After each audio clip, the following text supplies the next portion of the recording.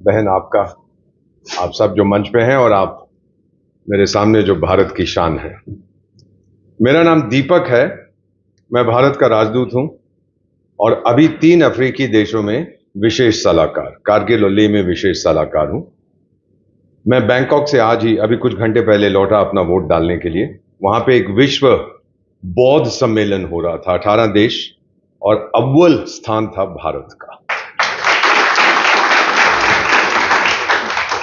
बौद्ध धर्म में विश्वास होता है कि हम अपने आप से झूठ नहीं बोलते, अपनी सच्चाई बयान करते हैं। मेरी 2 सच्चाइयां हैं।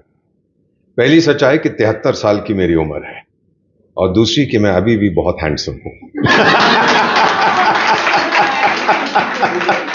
मेरी पत्नी नहीं मानती, 47 साल हो गए एक ही पत्नी के साथ। आपसे 2 मिनट के लिए बात करना चाहता था कि अफ्रीका में जहां मैं विशेष सलाहकार हूं, किस चीज में उनको सलाह देता हूं।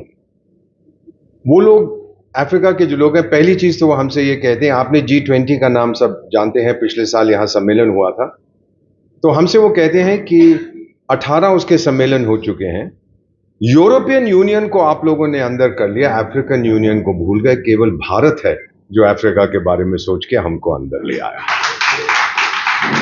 ये बहुत महत्वपूर्ण चीज वो लोग कहते हैं। मैं उनको क्या बताता हूं कि अगर आप लोगों ने विकास करना है, उसके लिए 3 चीजें अनिवार्य हैं। आत्मसम्मान, अपनी रिस्पेक्ट करिए, आत्मविश्वास, सेल्फ कॉन्फिडेंस, और आत्मनिर्भरता।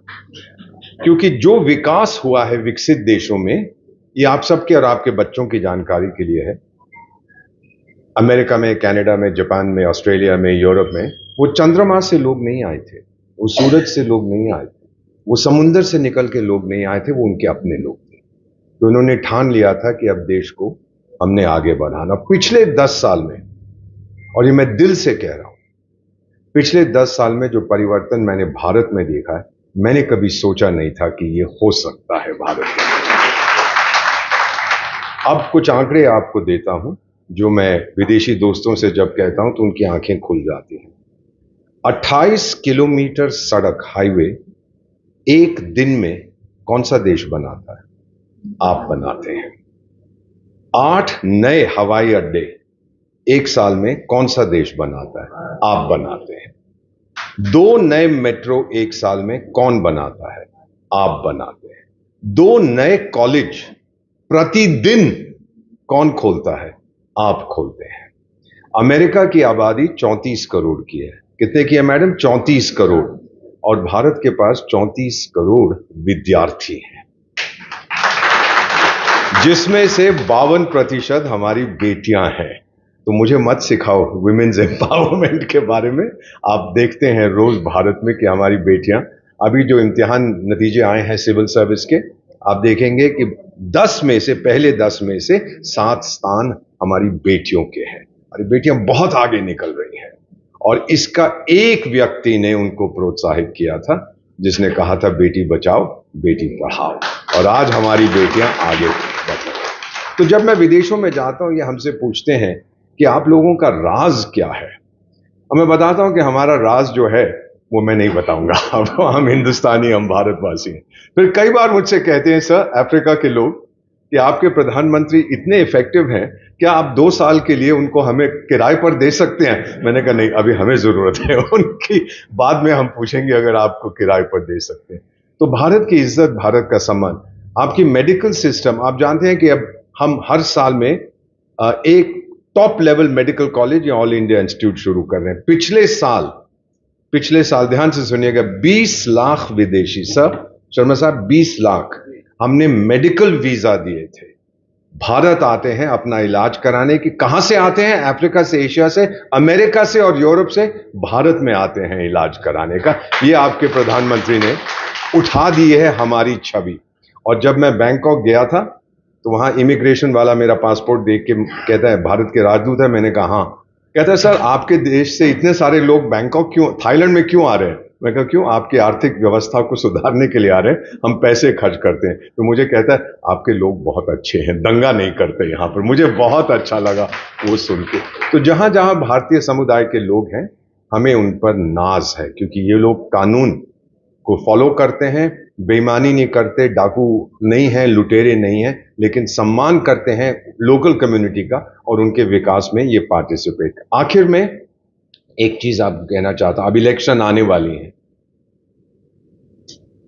कौन प्राइम मिनिस्टर बनेगा ये आप जानते हैं, मैं जानता हूं। यहां तक कि बांग्लादेश की जो प्रधानमंत्री मेरी दोस्त बहुत साल से मेरी दोस्त हैं, उन्होंने ऑलरेडी फैसला कर लिया कि 20 जून को यहां पर आएंगे और इनके साथ बातचीत करेंगे।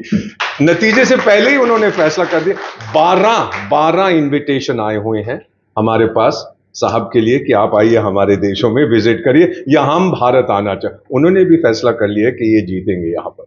कुछ पश्चिमी देश हैं जिनको आग लगी हुई है और ये हमारे लिए बहुत जरूरी है क्योंकि ये सोशल मीडिया को कंट्रोल करते हैं। लेकिन हम जवाब उनको देते हैं कि अमेरिका के लोग वोट नहीं करेंगे इस इलेक्शन में, यूरोप के लोग वोट नहीं करेंगे, भारत के लोग वोट करेंगे। तो आप सोशल मीडिया में जितनी मर्जी गाली हमको देते रहे, कम से कम सोचते तो हैं हमारे बारे में। और इतना डरते हैं कि अब हमें गाली देने लगते हैं। ये पहले मैंने कभी नहीं देखा कि इस तरह का इंटरफियरेंस हमारे इलेक्शंस में होता है। बस आपके पास कुछ दिन बचे हैं, आप ले आइए वापस इस सरकार को, नहीं तो हम सबको जो विदेश सेवा में है, आज 6 फुट 2 इंच का मेरा कद है, जब मैं ऐसी जगह जाता हूं जो भारत की इज्जत देखता हूं तो 6 फुट 8 इंच का हो जाता है। फिर सरकार को कहता हूं मुझे पैसे दो, मुझे नई पतलून खरीदी है।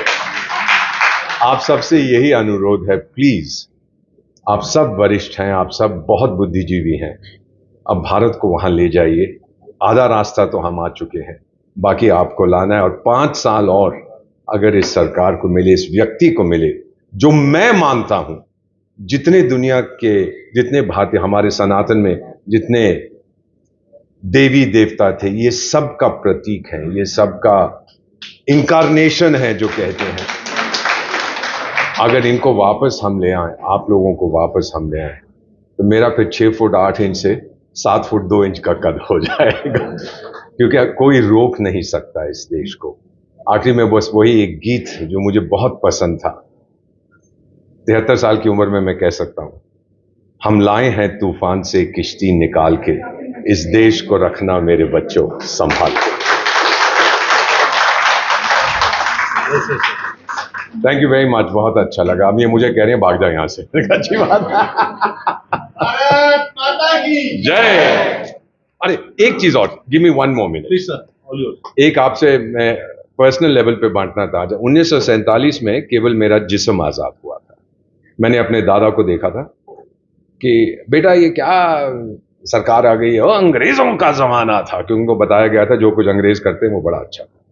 उसके बाद जब नेताजी सुभाष अपने स्थान पर विराजमान हुए, मैंने हिस्ट्री की किताबों में पढ़ा था कि ये तो बड़ा गंदा आदमी था, ये ब्रिटिश साम्राज्य के बरखिलाफ लड़ रहा था। 25 लाख भारतीय सेनानी ब्रिटिश साम्राज्य की रक्षा करने के लिए दूसरे विश्व युद्ध में उन्होंने पार्टिसिपेट, 25 लाख, 2.5 मिलियन, और 25,000 लोग लेकर नेताजी निकला सिंगापुर से, जहां मैं आपका राजदूत था, कहने के लिए तुम मुझे खून दो, मैं तुम्हें आजादी दूंगा, दिल्ली चलो।